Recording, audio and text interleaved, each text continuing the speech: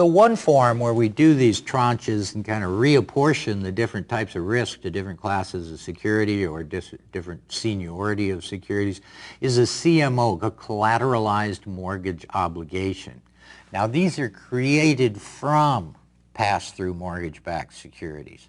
So it's the pass-through securities, they put these underlying as the underlying assets for the CMO. But then when they issue them, instead of a straight pass-through, they're going to have different rules for allocating the cash flows, and these are going to create different tranches that are going to have different risk characteristics. And the type of risk we're addressing right here is contraction and extension risk. Now we'll talk about that a little bit more later in this reading, but I think I ought to tell you something here to introduce it. So what this has to do is prepayments on these. One type of risk that you have with a mortgage pass-through security is prepayment risk. And one of the reasons is when interest rates fall, people tend to refinance their houses, they tend to sell them and move more frequently. So what does this do? This increases prepayments. So when interest rates fall, investors are getting their money back in an environment in which they have to reinvest it at lower rates. Now look at the other side of the coin. If interest rates rise, nobody's refinancing. It's harder to move because you got to get a new loan at a higher interest rate, so people aren't selling as much, they aren't moving as much, people aren't buying as many houses, and they just don't want to prepay. If you've got a 5% loan in a 6.5% environment, you'd like to pay your principal back as slowly as possible. So to sum that up, just think that with a mortgage pass-through security, you get the worst of all possible worlds. If interest rates fall, you get your money back, and if interest rates rise, they keep your money longer. Well, this is the essence of prepayment risk that we're dealing with.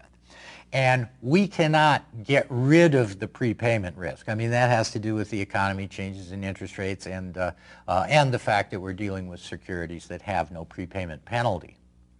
So we can reallocate these prepayment risks. We aren't eliminating them.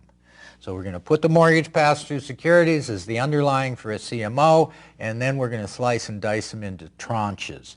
And we've got two structures here that we need to be familiar with. One is a sequential pay structure, which we've seen briefly before, and one we haven't seen yet, which is a PAC support structure, with a PAC being a planned amortization class. And we'll describe what that is.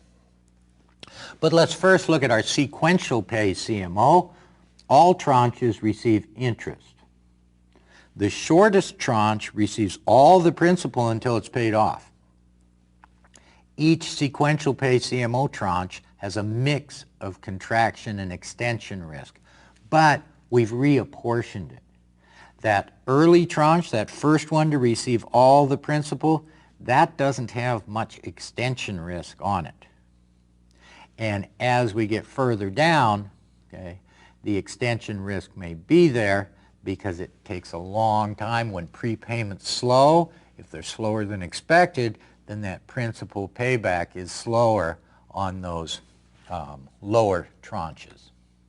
So let's look at an example. We've got 4 tranches here, and the contraction risk is high for that first one, but as I mentioned, the extension risk is low. When we get to that last one, contraction risk is low. Being last in line, tranche D doesn't have a lot of risk of getting their principal back too early, but to the extent prepayments slow, they do have high extension risk. Now the other structure, this PAC structure, what's the planned amortization class tranche? Well, scheduled principal payments within a range of 2 prepayment rates. And we'll call this the initial PAC collar. The idea, planned amortization, is that the payback of the principal is predictable. And this structure is going to ensure that up to some limits. Well, those limits are the initial PAC collar. It says, well, if prepayment rates range between here and here, you are going to get your principal payments exactly as scheduled.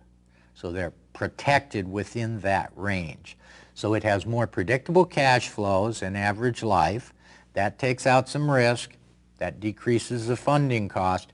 This is going to be the lowest interest rate on any of them and the lowest risk, at least in terms of contraction and extension risk, prepayment risk. And so then, in order to make this happen, we have a support tranche. Well, the support tranche is this other class of securities, this other bonds that are issued. And for those, it says, well, if prepayments come in faster than expected, you get them all. That protects the planned amortization class. That protects the PAC. And on the other hand, if prepayments are really slow, well, then the support tranche doesn't get them. Okay?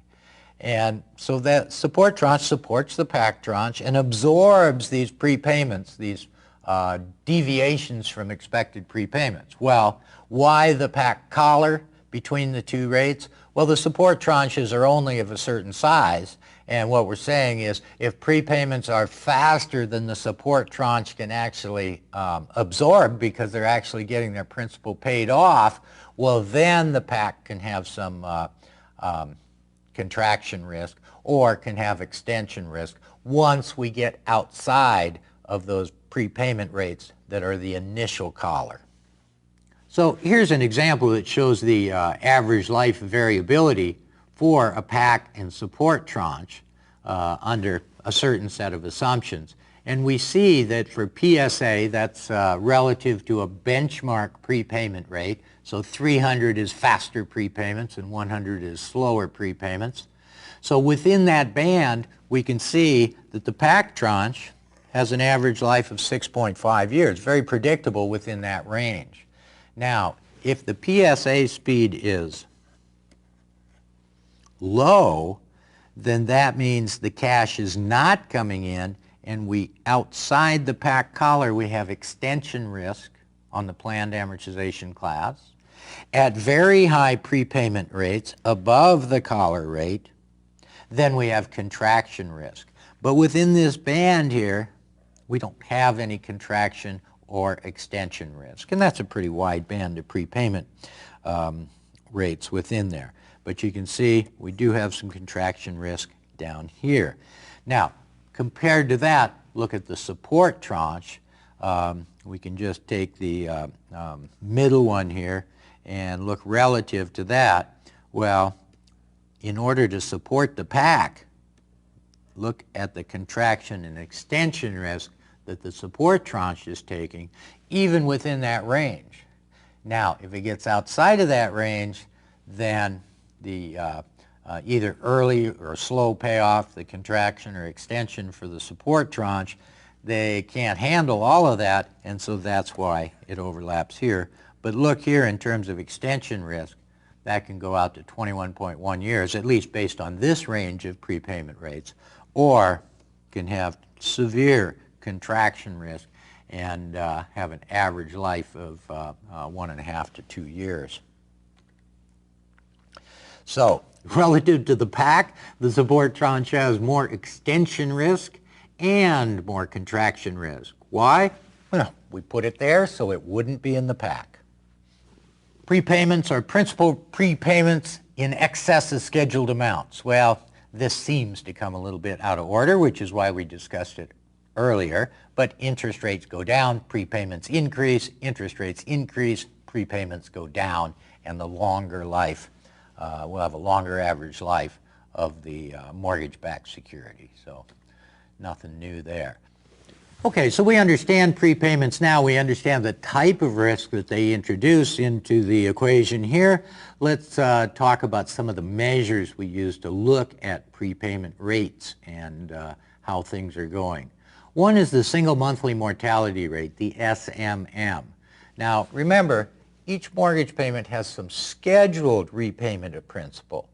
It's an amortizing loan, so part of each payment is principal. Well, that's the expected or required principal. Now, prepayments are in excess of that. So with this SMM, we're looking at the percentage that prepayments represent of the outstanding balance at the beginning of the month. So this is a monthly decrease in the principal balance due to prepayments.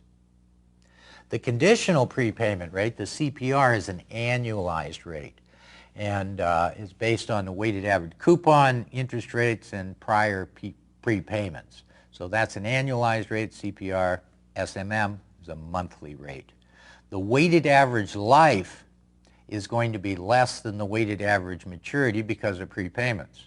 They would be equal if there were never any prepayments, because the weighted average maturity, well, that's the maximum period over which the principal could be repaid. And it's going to be less than that, certainly as long as somebody doesn't hold their loan for 30 years or pays any excess principal, then the weighted average life is definitely less than the weighted average maturity. So make sure you've got that relationship remembered.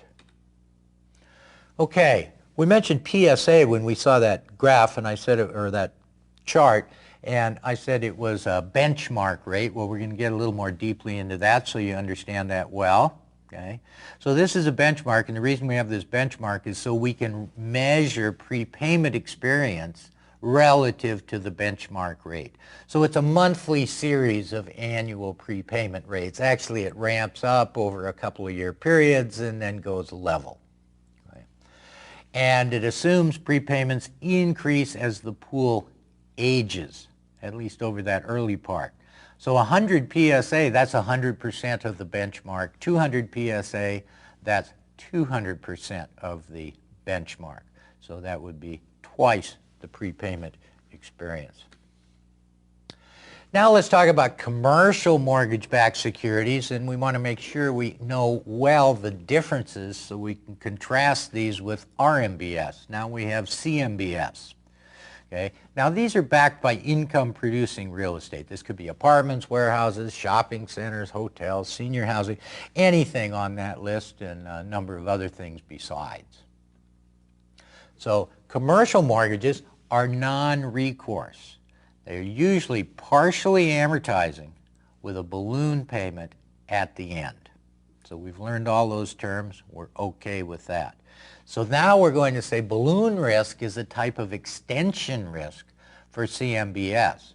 They've got to do something at the end to come up with all that cash. It could be roll it into another loan, whatever the source is going to be, the risk that it's not going to be there, and the loan has to be extended because they can't make this balloon payment. That's a type of extension risk that extends to commercial mortgage-backed securities. And the analysis doesn't focus on the borrower as much.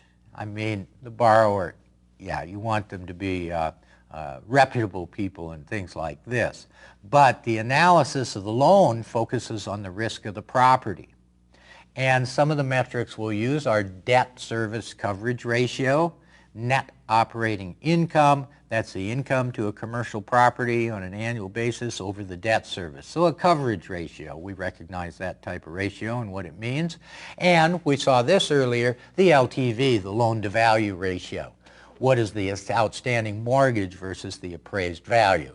And of course a lower loan to value ratio makes it better paper, makes it a better mortgage to hold.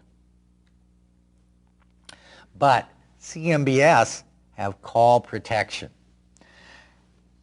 With our mortgage-backed securities, our residential mortgage-backed securities, when we had no prepayment risk, that's in essence saying there's no call protection. If interest rates go down, I can pay off the loan. There's no penalty. I can do it whenever it's to my advantage to do that as the person owing on the home loan. So with CMBS, though, we've got call protection. And this can be in the structure or it can be at the individual loan level. At the loan level, might have something in there that says, well, there's a prepayment lockout. You cannot make excess principal payments for 2 years or for 5 years. That would be a lockout period on prepayments here. Okay? Another one would be a provision for defeasance. If there's excess principal that comes in It is invested and it earns money, and it is there to make the scheduled payments in the future. Okay. There could be a prepayment penalty in terms of interest rate points at the time of payoff, okay. And there could be yield maintenance charges. And I don't think you need to understand all the details of these. These are just all ways that put some sort of hurdle or absolute prohibition on paying off the loan early. And who does it protect? It protects the lender against prepayment risk. Now, the CMBS structure, we can have sequential tranches, and that would tend to lend some call protection on these securities. Now we're going to take a look at some other things besides residential loans and mortgages on commercial properties. What else?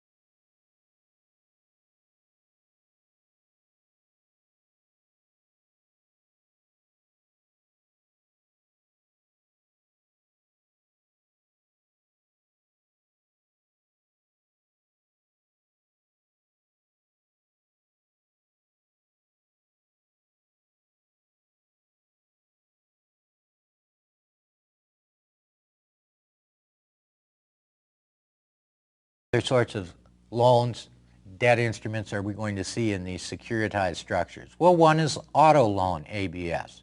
These are amortizing loans. Typically your auto loan is the same each month. The last month pays off the end of the principal and the last remaining interest owing. Now there can be prepayments, sold vehicles, traded in, or just paid off early. Vehicle could be wrecked and paid off as totaled. Okay. The loan could be prepaid with the insurance proceeds. And usually you aren't refinancing a car loan, but there are some sources of prepayment. So that's why we have those there. And auto loans, they need credit enhancements to get the good credit rating and attract institutional investors. Credit card ABS, credit card receivables, so backed by a pool of credit card receivables. These are non-amortizing loans. Okay? If you make the minimum payments, they can stretch out for years and years and years. So these are non-amortizing loans, and how do they structure these things? Well, there's a lockout period. During this lockout period, that's at the beginning of, right after the issuance of the ABS, no principal is repaid. Any principal repayments that come in from the cardholders are used to purchase more credit card receivables from the seller to the issuer, if you remember our earlier terminology on this structure. Okay. And there are some early or rapid amortization provisions included to enhance credit quality. So if the credit quality gets poor, they start to amortize more quickly. CDOs, collateralized debt obligations. Well, these were the culprit in some of the real goings-on of the mortgage crisis, the subprime mess, and all of that. The collateral is a pool of debt obligations, and if that sounds broad, it is.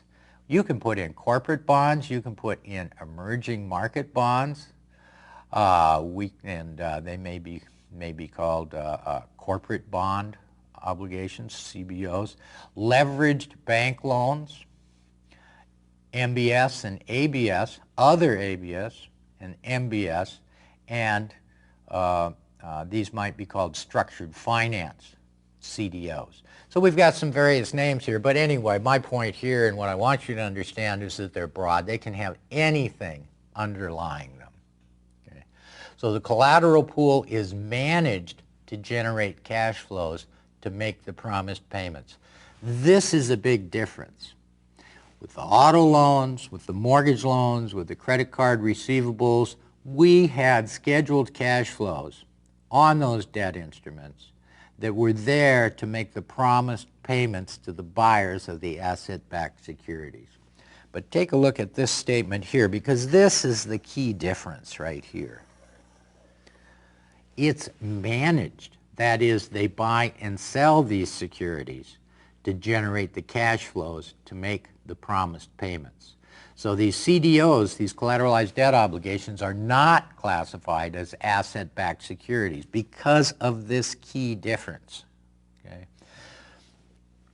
Now, the typical CDO structure has a senior tranche, maybe 70 or 80% of the value of the fund, and it's floating rate. The mezzanine tranche, mezzanine usually means between in this context, right, is a fixed coupon note. And then there's the equity or subordinated tranche, and it provides prepayment and credit protection. So you've got this structure where the senior tranche is just floating rate debt, interest, interest, interest, scheduled principal repayments, maybe different maturities, whatever. Then the in-between tranche, and then the equity or subordinated tranche. And when they call it the equity tranche, remember that equity, in the returns to equity in our corporate structure, we talk about them as a residual, right? Because we pay the debt, we have to pay our debt obligations first, pay all our liabilities. Anything that's left over goes to the equity holders. Well, that's the same way we're using it here, that this is a residual interest after we've satisfied the claims of the senior and mezzanine tranches. So that can be highly risky, highly valuable, highly volatile, and difficult to value. Now, two types of CDOs. We're going to describe a synthetic CDO and an arbitrage CDO. In a synthetic CDO, instead of having this pool of all these bits and pieces of various types of debt obligations, we're just going to take the risk without holding the securities. And we could do this by entering into a credit default swap, which we're not going to talk a lot about, but just imagine without putting up the $10 million, you could say, you know, I would like the credit risk on $10 million worth of so-and-so's bonds. And what that means is if the credit gets better, I gain. If the credit gets worse, I lose. And so that's the same thing, the same kind of risk, but without buying it. So that's what makes it synthetic. They don't have the securities as underlying assets. What they have is a position that's going to act like those securities in terms of gains and losses. That's a synthetic CDO.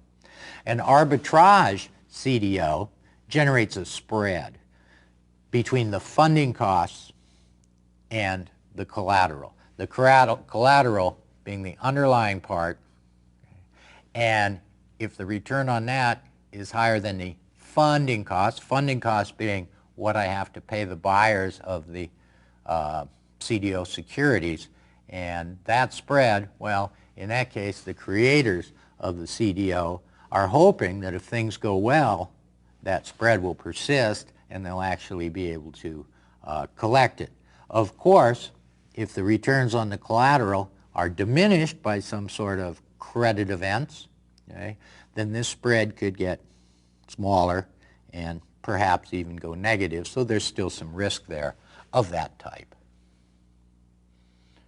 Well, that should be enough on collateralized mortgage obligations to hold you through to the end of the Level 1 exam.